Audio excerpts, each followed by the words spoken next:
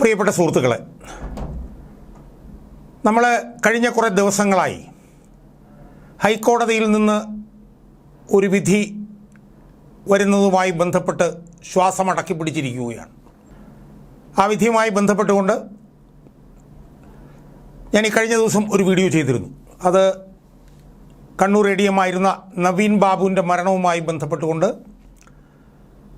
CBI അന്വേഷണം ആവശ്യപ്പെട്ടുകൊണ്ട് കൊടുത്ത ആ ഹർജിയിലെ വിധിയുമായി ബന്ധപ്പെട്ടിട്ടായിരുന്നു. അതിൻ്റെ വാദം കഴിഞ്ഞിട്ട് ഒരു മാസം കഴിഞ്ഞിട്ടും ഇതുവരെ വിധി വരാത്ത സാഹചര്യത്തിൽ അതിൻ്റെ സാധ്യതകളെക്കുറിച്ചിട്ട് ചർച്ച ചെയ്യുന്നൊരു വീഡിയോ ആണ് ഞാൻ കഴിഞ്ഞ ദിവസം ചെയ്തത്.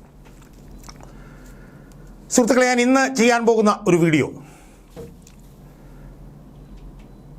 ഇതിന് തത്തുല്യമായി തന്നെ നമ്മുടെ മനസ്സിനെ മഥിച്ച ഒരു ഇരട്ട കൊലക്കേസിൽ എറണാകുളം CBI കോടതിയിൽ നിന്ന് വരാൻ പോകുന്ന ഒരു അന്തിമ വിധിയെക്കുറിച്ചിട്ടാണ്. ആ ഇരട്ട കൊലക്കേസിൽ വരാൻ പോകുന്ന അന്തിമ വിധിയിൽ എന്ത് ഉണ്ടാവാനാണ് സാധ്യത എന്നുള്ളതിനെക്കുറിച്ചിട്ട് വിശദമായി എൻ്റെ പ്രേക്ഷകരുമായി ചർച്ച ചെയ്യാൻ വേണ്ടിയിട്ടാണ് ഞാൻ ഇന്ന് ഈ വീഡിയോയിൽ കൂടി ശ്രമിക്കുന്നത്.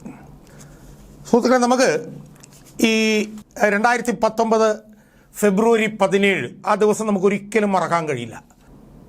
അത് 2012 മെയ് 4 TP ചന്ദ്രശേഖരൻ്റെ വധം നമ്മളിൽ ഉണ്ടാക്കിയ മനോവ്യഥയോടൊപ്പമോ അതിനേക്കാൾ കൂടുതലോ നമ്മുടെ മനസ്സിൽ മനോവ്യഥയുണ്ടാക്കിയ ഒരു ഇരട്ട കൊലപാതകം അന്ന് കാസർഗോഡ് ജില്ലയിലെ പെരിയ എന്ന് പറഞ്ഞ സ്ഥലത്തെ കല്യോട്ട് എന്ന് പറഞ്ഞ പ്രദേശത്ത് അന്നുണ്ടായി. ആ ഇരട്ട കൊലപാതകത്തിൽ അതിക്രൂരവും നിഷ്ഠൂരവുമായി കൊല്ലപ്പെട്ടത് ആ പ്രദേശത്തെ സർവസമ്മതരായിട്ടുള്ള 2 ചെറുപ്പക്കാരായിരുന്നു. അവരുടെ പേര് കൃപേഷ് എന്നും ശരത്ലാൽ എന്നുമായിരുന്നു. അവർ ആ പ്രദേശത്തിൻ്റെ കണ്ണിലുണ്ണികളായിരുന്നു, യൂത്ത് കോൺഗ്രസിൻ്റെ നേതാക്കന്മാരായിരുന്നു, സർവസമ്മതരായിരുന്നു, ചെണ്ടമേളക്കാരായിരുന്നു, കലാകാരന്മാരായിരുന്നു. കക്ഷിരാഷ്ട്രീയ ഭേദമന്യേ അവിടെയുള്ള ജനങ്ങൾ അംഗീകരിച്ച 2 ചെറുപ്പക്കാരായിരുന്നു. 21 വയസ്സുകാരനായിട്ടുള്ള കൃപേഷും 24 വയസ്സുകാരനായിട്ടുള്ള ശരത്ലാലും. ആ 2 ചെറുപ്പക്കാരെയും അന്ന് രാത്രി 7:45 മണിക്ക് CPMൻ്റെ നേതാക്കൾ, ക്രിമിനലുകളെന്ന് പോലും പറയാൻ നമുക്ക് കഴിയില്ല. ഇപ്പോൾ TPയെ കൊന്നത് പ്രധാനമായും ക്രിമിനലുകളായിരുന്നുവെങ്കിൽ ഈ കൊലപാതകത്തിന് നേതൃത്വം നൽകിയത് ആ പ്രദേശത്തെ CPM നേതാക്കന്മാർ തന്നെയായിരുന്നു. അവർ ആ കാളരാത്രി അന്ന് രാത്രി 7:45 അതിക്രൂരവും നിഷ്ഠൂരവുമായി കൊലപ്പെടുത്തിയ സംഭവം നമ്മുടെ മനസ്സിൽ നിന്ന് ഇതുവരെ മാഞ്ഞിട്ടുണ്ടാകും എന്നെനിക്ക് തോന്നുന്നില്ല. സുഹൃത്തുക്കളെ, ആ ഇരട്ട കേസിൽ ഫെബ്രുവരി 2023 മുതൽ എറണാകുളം CBI കോടതിയിൽ അതിൻ്റെ വിചാരണ നടക്കുകയായിരുന്നു. ആ വിചാരണ നടന്ന് അതിൻ്റെ വിധിന്യായം നാളെ ഡിസംബർ 28-ാം തീയതി എറണാകുളം CBI കോടതി പ്രഖ്യാപിക്കാൻ പോവുകയാണ്. സുഹൃത്തുക്കളെ, ആ കേസുമായി ബന്ധപ്പെട്ടുകൊണ്ട് ചില കാര്യങ്ങൾ, അതിൻ്റെ ബാക്ക്ഗ്രൗണ്ട് നിങ്ങളുമായി ഒന്ന് ചർച്ച ചെയ്യാൻ വേണ്ടിയിട്ടാണ് ഞാൻ ഈ വീഡിയോയോട് ശ്രമിക്കുന്നത്. അതൊന്ന് ചർച്ച ചെയ്താൽ മാത്രമേ നാളെ ഈ കൊലക്കേസിലെ അന്തിമ വിധി എന്തായിരിക്കുമെന്നുള്ള അത് സംബന്ധിച്ച് ചില നിരീക്ഷണങ്ങളിൽ നമുക്ക് എത്തിച്ചേരാൻ കഴിയും. സുഹൃത്തുക്കളെ, ഈ കേസ് ആദ്യം അന്വേഷിച്ചത് ലോക്കൽ പോലീസായിരുന്നു. ലോക്കൽ പോലീസ് ഇത് സംബന്ധിച്ച് ചില അന്വേഷണങ്ങളൊക്കെ നടത്തിയിട്ട് 20/5/2019 അവർ ആ അന്തിമ റിപ്പോർട്ട് കോടതിയിൽ സമർപ്പിച്ചു. അതിനെക്കുറിച്ച് ഒരുപാട് വിമർശനങ്ങളുണ്ടായി. ഒന്നാം പ്രതിയായിട്ടുള്ള പീതാംബരൻ, അയാൾ പെരിയ മുൻ ലോക്കൽ കമ്മിറ്റി അംഗമായിരുന്നു. അയാളെ മാത്രമൊക്കെ കേന്ദ്രീകരിച്ച് തട്ടിക്കൂട്ടിയുണ്ടാക്കിയതാണ് എന്ന് പറഞ്ഞുകൊണ്ട് വലിയ തോതിലുള്ള വിമർശനങ്ങൾ ഉയർന്നു.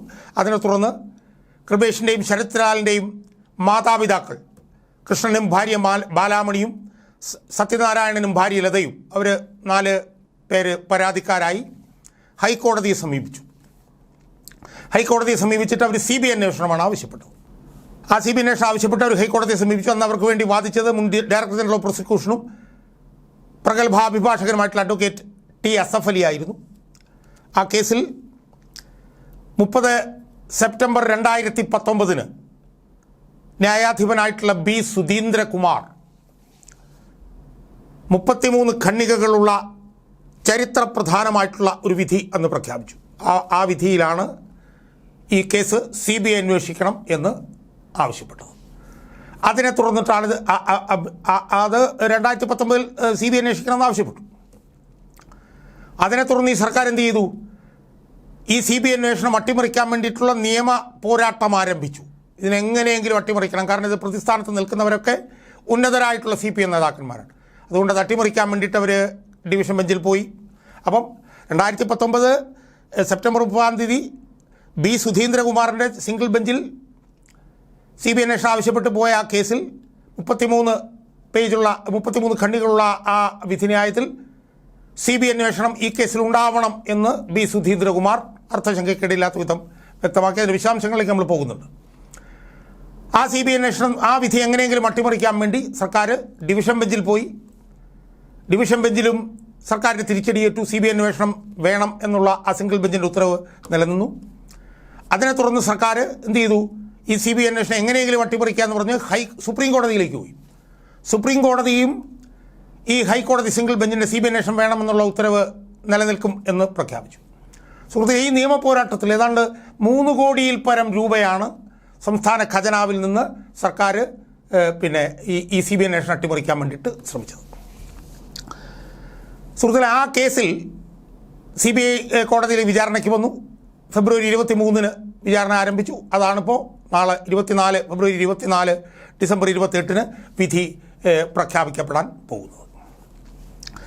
അപ്പോൾ സുഹൃത്തുക്കളെ, ഞാൻ ഇവിടെ നടത്താൻ പോകുന്ന ചില നിരീക്ഷണങ്ങൾ ഈ കേസിൽ നാളെ വരാൻ പോകുന്ന വിധി എന്തായിരിക്കും എന്നുള്ളത് സംബന്ധിച്ചിട്ടുള്ള ചില നിരീക്ഷണങ്ങളാണ്.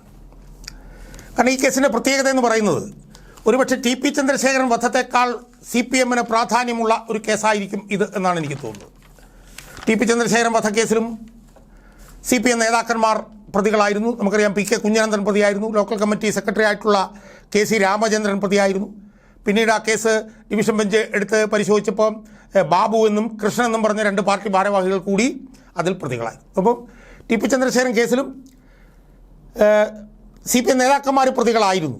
എന്നാൽ പ്രധാനമായും ആ കൊലപാതകത്തിൽ പ്രതികളായിരുന്നത് കൊടും ക്രിമിനലുകളായിരുന്നു. നമുക്കറിയാം, കൊടിസുനി മുതൽ ട്രൗസർ മനോജ് മുതലുള്ള കൊടും ക്രിമിനൽ. എന്നാൽ അതിൽ നിന്നും വ്യത്യസ്തമായി ഈ കൊലപാതകത്തിൽ TP കേസിൽ ഉൾപ്പെട്ടിരുന്നവരെക്കാൾ ഉന്നത സ്ഥാനം വഹിക്കുന്ന CPM നേതാക്കന്മാരുണ്ട് എന്ന് മാത്രമല്ല, ഈ കേസിലെ 24 പ്രതികളിൽ അതിൽ 10 പേരെ ക്രൈംബ്രാഞ്ചാണ് അറസ്റ്റ് ചെയ്തത്, 14 പേരെ ക്രൈംബ്രാഞ്ച് അറസ്റ്റ് ചെയ്തു, 10 പേരെ CBI അറസ്റ്റ് ചെയ്തു. അങ്ങനെ 24 പേരിൽ ബഹുഭൂരിപക്ഷം പേരും CPMുമായി നേരിട്ട് ബന്ധമുള്ള CPMൻ്റെ ഉന്നത നേതാക്കന്മാർ മുതൽ CITUവിൻ്റെ പ്രവർത്തകൻ, മുൻ local committee secretary, area secretary, local committee secretary ഉൾപ്പെടെ TP കേസുമായി ബന്ധപ്പെട്ട് നോക്കുമ്പോൾ അതിനേക്കാൾ പ്രധാനപ്പെട്ട ഒട്ടനവധി നേതാക്കന്മാർ ഈ കേസിൽ പ്രതിയാണ് എന്ന് നമുക്ക് കാണാം. അതിൽ തന്നെ 3-4 പേരുടെ കാര്യങ്ങൾ നമ്മൾ ആദ്യം ഒന്ന് പരിശോധിക്കുന്നത് പ്രധാനമാണ്. അതിലൊന്ന് KV കുഞ്ഞിരാമൻ. അദ്ദേഹം ഉദുമയിലെ മുൻ MLA ആയിരുന്നു. CPMൻ്റെ കാസർഗോഡ് ജില്ലാ സെക്രട്ടേറിയറ്റ് മെമ്പറാണ്. ഇപ്പോൾ അദ്ദേഹം ജില്ലാ സെക്രട്ടേറിയറ്റ് മെമ്പർ. PK കുഞ്ഞനന്ദൻ, അതായത് TP കേസിൽ പ്രതിയായിരുന്ന PK Kunhanandan Panoor area secretary മാത്രമാണ്, പക്ഷേ ഇത് ജില്ലാ സെക്രട്ടേറിയറ്റ് മെമ്പർ. അയാൾ 20ാം പ്രതിയാണ്. K മണികണ്ഠൻ, അദ്ദേഹം കാഞ്ഞങ്ങാട് ബ്ലോക്ക് പഞ്ചായത്ത് പ്രസിഡന്റും മുൻ ഉദുമ ഏരിയ സെക്രട്ടറിയുമാണ്. അയാൾ 14ാം പ്രതിയാണ്. അതുപോലെ തന്നെ N ബാലകൃഷ്ണൻ, മുൻ പെരിയ ലോക്കൽ കമ്മിറ്റി സെക്രട്ടറിയാണ്. അയാൾ 13ാമത്തെ പ്രതിയാണ്. അതുപോലെ തന്നെ രാഘവൻ വെളുത്തോളി, അയാൾ മുൻ പാക്കം ലോക്കൽ കമ്മിറ്റി സെക്രട്ടറിയാണ്. അയാൾ 12ാം പ്രതിയാണ്. 1ാം പ്രതി A പീതാംബരൻ, CPMൻ്റെ മുൻ പെരിയ ലോക്കൽ കമ്മിറ്റി മെമ്പറാണ്. അതുകൂടാതെ വേറെ പലരുമൊക്കെ ഉണ്ട്. അപ്പം CPMനെ സംബന്ധിച്ചിടത്തോളം വളരെ നിർണായകമാണ് നാളത്തെ ഈ കേസിലെ വിധി. സുഹൃത്തുക്കളെ, ഇതിൻ്റെ പശ്ചാത്തലത്തിലാണ് ഈ പ്രതികൾക്ക് ശിക്ഷ ലഭിക്കുമോ ഇല്ലയോ എന്നുള്ള കാര്യം ഞാൻ ഈ വീഡിയോയിലൂടെ എൻ്റെ പ്രേക്ഷകരുമായി പങ്കുവെക്കാം. ആ നിരീക്ഷണത്തിലേക്ക് ഞാൻ എത്താൻ പോകുന്നത് ഈ കേസിൽ CBI അന്വേഷണം പ്രഖ്യാപിച്ചുകൊണ്ട് 2019 സെപ്റ്റംബറിൽ ഹൈക്കോടതിയിലെ ജഡ്ജായിരുന്ന ബി സുധീന്ദ്രകുമാർ നടത്തിയ ആ ചരിത്രപ്രധാനമായിട്ടുള്ള വിധിന്യായത്തിലെ സുപ്രധാന ഖണ്ഡികകൾ വിശകലനം ചെയ്തുകൊണ്ടാണ്. അത് വിശകലനം ചെയ്ത് കഴിയുമ്പോഴാണ് ഈ കേസിൽ എന്താണ് ശിക്ഷ, അല്ലെങ്കിൽ അവർക്ക് ശിക്ഷ കിട്ടുമോ ഇല്ലയോ എന്നുള്ള കാര്യമൊക്കെ സംബന്ധിച്ച് നമുക്കൊരു ക്ലാരിറ്റി ഉണ്ടാവുക. സുഹൃത്തുക്കളെ, ആ ചരിത്രപ്രധാനമായിട്ടുള്ള വിധിന്യായം നമ്മൾ പരിശോധിച്ച് നോക്കുമ്പോൾ ആ വിധിന്യായത്തിലെ പ്രധാനമായും 4 ഖണ്ഡികകൾ പരിശോധിക്കുമ്പോഴാണ് ഈ കേസിൽ എന്താണ് സംഭവിക്കാൻ പോകുന്നത് എന്നുള്ളത് സംബന്ധിച്ചിട്ട് നമുക്ക് കൃത്യമായ ഒരു സൂചന കിട്ടുക. അതിൽ 20ാമത്തെ ഖണ്ഡികയിൽ സുധീന്ദ്രകുമാർ പറയുന്നത് എന്താണ്? കേസിൻ്റെ വിശദാംശങ്ങൾ പരിശോധിച്ച് നോക്കുമ്പോൾ ഇതിലെ അന്വേഷണ ഉദ്യോഗസ്ഥൻ കുറ്റപത്രം സമർപ്പിച്ചത് അന്ധമായിട്ടാണ് എന്ന് കാണാൻ കഴിയും. അന്ധമായിട്ടാണ്. സത്യം കണ്ടെത്താൻ, എന്നിട്ട് ജഡ്ജി പറയുകയാണ്, സത്യം കണ്ടെത്താൻ ശരിയായ കാര്യക്ഷമമായ അന്വേഷണം നടത്താതെ 1ാം പ്രതിയായിട്ടുള്ള പീതാംബരൻ്റെ വിശദീകരണം ഗോസ്പൽ ട്രൂത്തായി, പരമമായ സത്യമായി കണക്കാക്കിക്കൊണ്ടാണ് അന്വേഷണ ഉദ്യോഗസ്ഥൻ ചാർജ് ഷീറ്റ് സമർപ്പിച്ചിട്ടുള്ളത്. എന്നിട്ട് ജഡ്ജി പറയുന്ന അടുത്ത പ്രധാനപ്പെട്ട ഒരു കാര്യമുണ്ട്. എന്താ പറയുന്നറിയോ? അക്രമത്തിന് ഉപയോഗിച്ച വാളുകൾ കാണിച്ചുകൊണ്ട്, അതായത് ആക്രമണത്തിൽ ഉപയോഗിച്ച വാളുകൾ കാണിച്ചുകൊണ്ട് ഫോറൻസിക് സർജനെ ചോദ്യം ചെയ്യാതെ മരണമടഞ്ഞവരുടെ ശരീരത്തിലെ മുറിവുകൾ വാളുകൊണ്ടുണ്ടായതാണെന്ന് പറയാൻ കഴിയുമോ? അപ്പോൾ ഈ ആക്രമണത്തിൽ ഉപയോഗിച്ച വാളുകൾ കാണിക്കാതെയാണ് ഫോറൻസിക് സർജനെ ചോദ്യം ചെയ്യുന്നത്. അപ്പം വാളുകൾ ഉപയോഗിച്ചുകൊണ്ടാണോ അല്ലയോ ശരീരത്തിൽ മുറിവുകളുണ്ടാക്കിയെന്ന് പറയാൻ കഴിയുമോ? ജഡ്ജി ചോദിക്കുക. എന്നിട്ട് അദ്ദേഹം പറയുകയാണ്, ഈ കേസിൻ്റെ വിശദാംശങ്ങൾ പരിശോധിച്ചാൽ കാണാനാവുന്നത് സംഭവത്തിൻ്റെ ഉത്ഭവം, അതിൻ്റെ ജെനിസിസ് പ്രോസിക്യൂഷൻ മറച്ചു വെച്ചു എന്നാണ്. ആലോചിച്ച് നോക്കണം.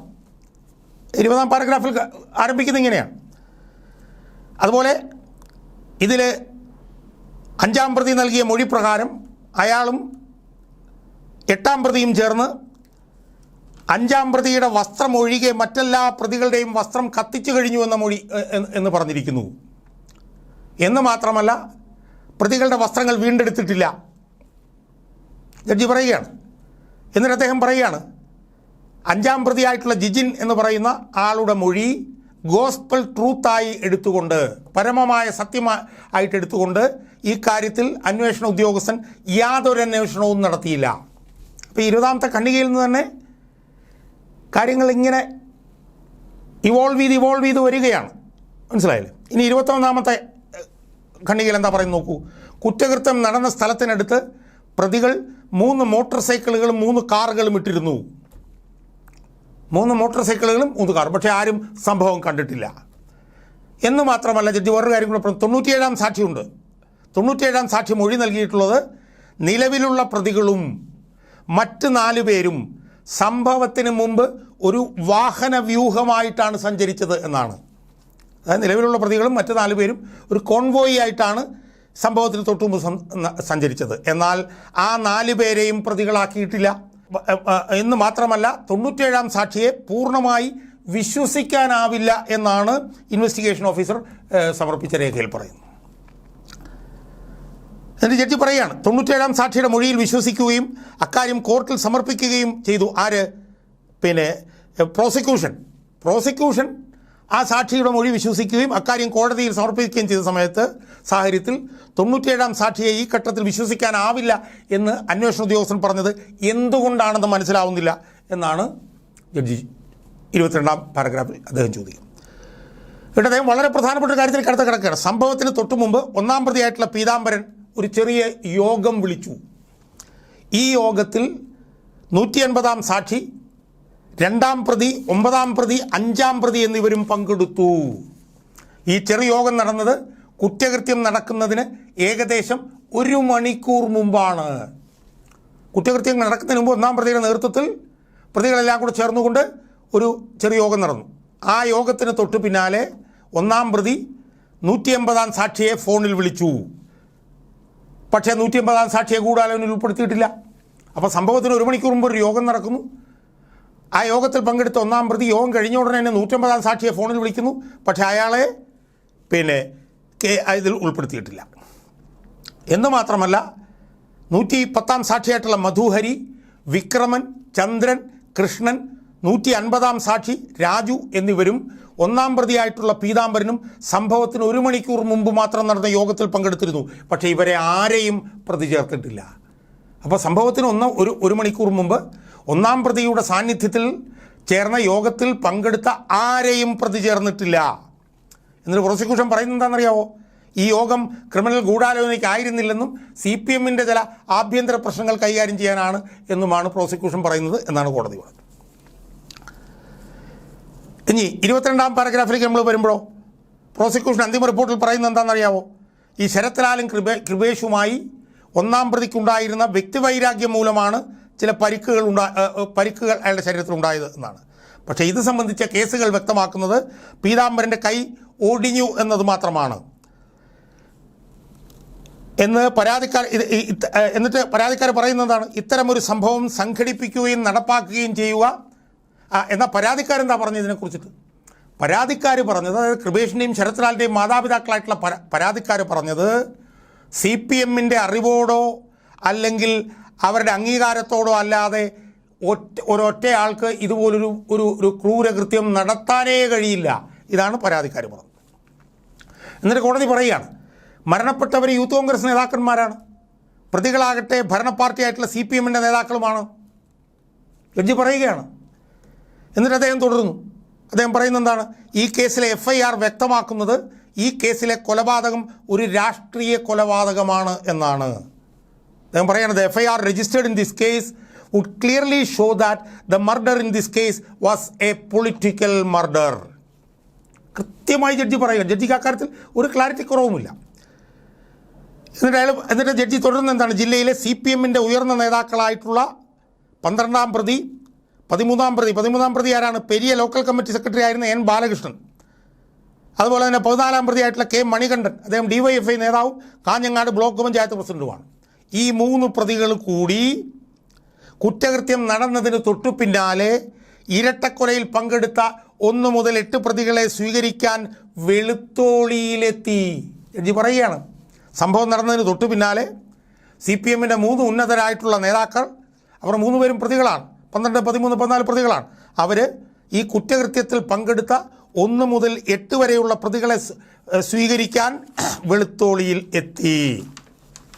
എങ്ങനെയുണ്ട്? ഇൻവെസ്റ്റിഗേഷൻ ഓഫീസർ തന്നെ 10/4/2019 നൽകിയ റിപ്പോർട്ടിൽ പറയുന്നത് 1-ാം പ്രതി, 5-ാം പ്രതി, 6-ാം പ്രതി, 7-ാം പ്രതി എന്നിവരെ സംഭവത്തിന് തൊട്ടു പിന്നാലെ വെളുത്തോളിയിലെ CPM ഓഫീസിൽ എത്തിച്ചെന്നും 8-ാം പ്രതി ഒഴികെയുള്ള എല്ലാ പ്രതികളും 12-ാം പ്രതിയുടെ വീട്ടിൽ താമസിച്ചു എന്ന് മാത്രമല്ല പിറ്റേന്ന് വൈകിട്ട് മേൽപ്പറഞ്ഞ 4 പ്രതികളെയും പാർട്ടി ഓഫീസിൽ നിന്ന് വെളുത്തോളിയിൽ എത്തിച്ചു. എല്ലാ പ്രതികളും CPM നേതാക്കന്മാരായിരുന്നു. ജഡ്ജി പറയുകയാണ്, 1-ാം പ്രതി മുതൽ 8-ാം പ്രതികളെ സ്വീകരിച്ച 12 മുതൽ 14 വരെയുള്ള പ്രതികളും CPM നേതാക്കന്മാരായിരുന്നു. ഞാൻ നേരത്തെ സൂചിപ്പിച്ചു, 12, 13, 14 CPM-ൻ്റെ ഉന്നതരായിട്ടുള്ള നേതാക്കന്മാരാണ്. അവരാണ് വെളുത്തോളിയിൽ വന്ന് ഈ ഇരട്ട കൊലപാതകത്തിൽ പങ്കെടുത്ത 1 മുതൽ 8 വരെയുള്ള പ്രതികളെ സ്വീകരിച്ചത്. അത് സംബന്ധിച്ച് സർക്കാരിൻ്റെ വാദം എന്താണെന്നറിയോ? വളരെ രസകരമാണ്. എന്താ പറയുന്നറിയോ? പാർട്ടി ഓഫീസിൽ ആർക്കും എപ്പോഴും വേണമെങ്കിലും വരാം. ഇവിടെയും മറ്റുള്ളവരെ പോലെയാണ് പ്രതികളും പാർട്ടി ഓഫീസിൽ വന്നത്. പാർട്ടി ഓഫീസ് എല്ലാവർക്കും വരാൻ കഴിയുന്ന ഇടമാകയാൽ പ്രതികൾ പാർട്ടി ഓഫീസിലേക്ക് വന്നതുകൊണ്ട് മാത്രം CPM ഇരട്ടക്കൊല ആസൂത്രണം ചെയ്തു എന്ന് പറയാനാവില്ല എന്ന അസംബദ്ധവാദമാണ് ഡയറക്ടർ ജനറൽ ഓഫ് പ്രോസിക്യൂഷൻ കോടതിയിൽ സമർപ്പിച്ചത്. എന്നാൽ 1-ാം പ്രതി മാത്രം ആസൂത്രണം ചെയ്തു നടപ്പാക്കിയതായിരുന്നു കുറ്റകൃത്യമെങ്കിൽ എന്തിനായിരുന്നു സംഭവത്തിന് ശേഷം CPM പ്രാദേശിക നേതാക്കൾ വെളുത്തോളിയിലെത്തിയതെന്നും പ്രതികളെ പാർട്ടി ഓഫീസിലേക്ക് കൊണ്ടുപോയതെന്നും മനസ്സിലാവുന്നില്ല. ജഡ്ജി പറയുകയാണ്. ഈ ഡയറക്ടർ ജനറൽ പ്രോസിക്യൂഷൻ്റെ ഭാഗത്തെ ജഡ്ജി ആദ്യാവസാനം khണ്ഡിക്കുകയാണ്. അദ്ദേഹം പറയുകയാണ്, 1-ാം പ്രതി പീതാംബരൻ മാത്രമാണ് കുറ്റകൃത്യം ആസൂത്രണം ചെയ്യുകയും നടപ്പാക്കുകയും ചെയ്തിരുന്നെങ്കിൽ, അതായത് CPM-ൻ്റെ സഹായമില്ലാതെ ചെയ്തിരുന്നുവെങ്കിൽ എന്തിനായിരുന്നു സംഭവത്തിന് ശേഷം പ്രാദേശിക CPM നേതാക്കൾ വെളുത്തോളിയിലെത്തിയതെന്നും പ്രതികളെ പാർട്ടി ഓഫീസിലേക്ക് കൊണ്ടുപോയതെന്നും മനസ്സിലാവുന്നില്ല. ജഡ്ജി പറയുകയാണ്. എന്നിട്ട് ജഡ്ജി പറയുന്ന ഏറ്റവും പ്രധാനപ്പെട്ട ഒരു ഭാഗം എന്ന് പറഞ്ഞാൽ, ഈ സാഹചര്യം ചൂണ്ടിക്കാണിക്കുന്നത് പരാതിക്കാർ വ്യക്തമാക്കുന്നത് പോലെ ഇരട്ട കൊലപാതകം 1-ാം പ്രതി പീതാംബരൻ സ്വന്തമായി ചെയ്തതല്ല, മറിച്ച് CPM പാർട്ടി ചെയ്തതാണ് എന്ന സാധ്യതയാണ്. കൃത്യമാണ്, ക്രിസ്റ്റൽ ക്ലിയറാണ്, ഏറ്റവും കൂടുതൽ ക്ലാരിറ്റിയാണ്. This is a circumstance indicating the contention of the petitioners that the twin murder in this case was planned and executed not by the first accused alone but by the CPM party is probable. Clear? ഇത് ആ പാരഗ്രാഫിൽ 22-ാമത്തെ പാരഗ്രാഫിൽ പറഞ്ഞു നോക്കാൻ. ഇനി 32-ാമത്തെ ഏറ്റവും നിർണായകമായിട്ടുള്ള ഖണ്ഡികയിലേക്കാണ്. ഈ കേസിൽ മരണപ്പെട്ടവർ youth Congress നേതാക്കന്മാരും പ്രതികൾ കേരളത്തിലെ ഭരണപാർട്ടിയായ CPM-ൻ്റെ നേതാക്കന്മാരുമാണ്. കോടതി മുകളിൽ വ്യക്തമാക്കിയ സാഹചര്യങ്ങൾ വ്യക്തമാക്കുന്നത് ഈ കേസിൽ അന്വേഷണം ഒരു തട്ടിപ്പായിരുന്നുവെന്നാണ്. In this case investigation was a sham എന്നാണ്. ഈ അന്വേഷണത്തിൻ്റെ അടിസ്ഥാനത്തിൽ സമർപ്പിച്ച കുറ്റപത്രത്തിൻ്റെ ശക്തിയിൽ ഒരു ന്യായമായ വിചാരണ നടക്കില്ല എന്ന് കോടതിക്ക് ബോധ്യപ്പെട്ടിരിക്കുന്നു. കേരളത്തിലെ ഭരണപാർട്ടിയുടെ CPM നേതാക്കളാണ് പ്രതികളിൽ എല്ലാവരും. മരണപ്പെട്ടവർ കോൺഗ്രസ് പാർട്ടിയുടെ നേതാക്കളായതിനാൽ പരാതിക്കാർക്ക് അന്വേഷണത്തിലുള്ള വിശ്വാസ്യവും ധൈര്യവും നഷ്ടപ്പെട്ടിരിക്കുന്നു. CBI അന്വേഷണം ആവശ്യപ്പെടുന്നതിൽ പരാതിക്കാർക്ക് പ്രത്യേക ലക്ഷ്യമുണ്ടെന്ന ആരോപണവും പ്രോസിക്യൂഷൻ ഉന്നയിച്ചിട്ടില്ല. അതുകൊണ്ട് കേസിൻ്റെ സാധ്യതകളും സാഹചര്യങ്ങളും പരിശോധിക്കുമ്പോൾ സംസ്ഥാന പോലീസിൻ്റെ അന്വേഷണം നിഷ്പക്ഷവും നീതിപൂർവവും ആയിരിക്കുമോ എന്ന കാര്യത്തിൽ കോടതിക്ക് ശക്തമായ സംശയങ്ങളുണ്ട്.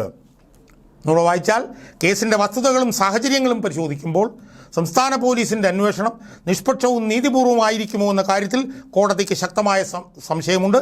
അതുകൊണ്ട് CBI അന്വേഷണം വേണം. സുഹൃത്തുക്കളെ, ഈ സിംഗിൾ ബെഞ്ചിൻ്റെ വിധി ഇതിനെ അട്ടിമറിക്കാൻ ഡിവിഷൻ ബെഞ്ചിൽ പോയി തിരിച്ചടി നേരിട്ടു. അതിനുശേഷം ഇത് അട്ടിമറിക്കാൻ വേണ്ടി സുപ്രീം കോടതിയിൽ പോയി തിരിച്ചടി നേരിട്ടു. ഏതാണ്ട് 3 ചില്ലുവാനും കോടി രൂപ ഖജനാവിൽ നിന്ന് മുടക്കിയിട്ടാണ് വിചാരണയിലേക്ക് എത്തിയത്.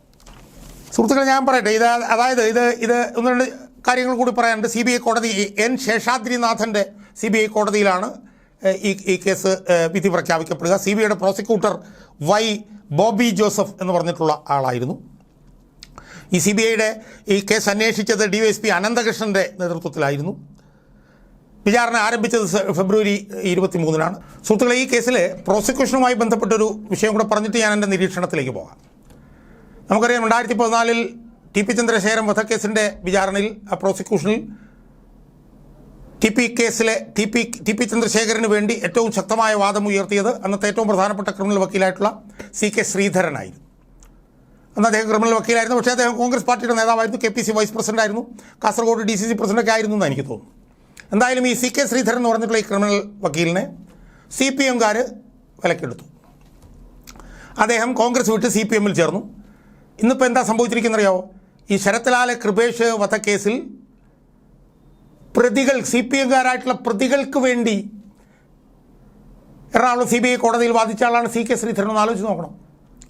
യഥാർത്ഥത്തിൽ ഈ CK ശ്രീധരൻ ഒരുപാട് കാലം ഈ കൃപേഷിൻ്റെയും ശരത്ലാലിൻ്റെയൊക്കെ കേസ് ഫയലുകളെല്ലാം കയ്യിൽ വെച്ചിരുന്ന ആളായിരുന്നു. കാരണം അന്ന് കോൺഗ്രസ് ആയിരുന്നു.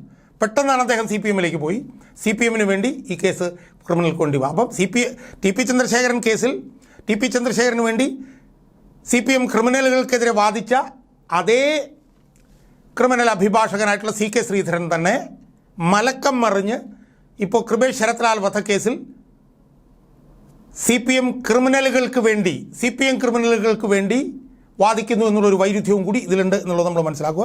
ഇനി ഞാൻ നിരീക്ഷണത്തിലേക്ക് പോകാം.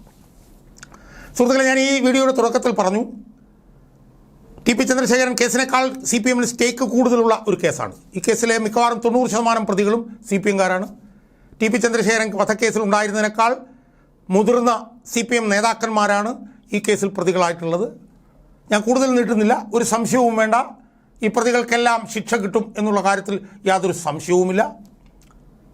ജീവപര്യന്തമായി ആയിരിക്കും ഇവർക്ക് കിട്ടുക എന്നുള്ള കാര്യത്തിലും എനിക്ക് സംശയമൊന്നുമില്ല.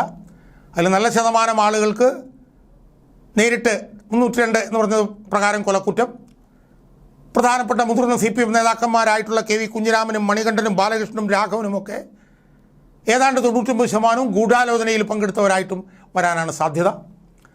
അത് ഈ ഹൈക്കോടതിയുടെ സിംഗിൾ ബെഞ്ചിൻ്റെ വിധിയിൽ തന്നെ അത് വളരെ പ്രധാനമായിരുന്നു, വളരെ ക്ലിയറായിരുന്നു. അതുകൊണ്ട് CPMന് വലിയൊരു തിരിച്ചടി ഡിസംബർ 28-ന് കിട്ടും എന്നാണ് ഞാൻ വിശ്വസിക്കുന്നത്. അത് TP ചന്ദ്രശേഖരൻ വധക്കേസിനേക്കാൾ വലിയ ഒരു തിരിച്ചടിയായിരിക്കും. TP ചന്ദ്രശേഖരൻ വധക്കേസിന് ശേഷം CPMൻ്റെ നേതാക്കന്മാർ പ്രതികളായി അവർ ശിക്ഷിക്കപ്പെടുന്ന ഒരു ദിവസമായിരിക്കും ഡിസംബർ 28 എന്നും ഈ വൈകിയ വേളയിൽ എൻ്റെ പ്രേക്ഷകരെ അറിയിക്കാൻ ഞാൻ ആഗ്രഹിക്കുകയാണ്.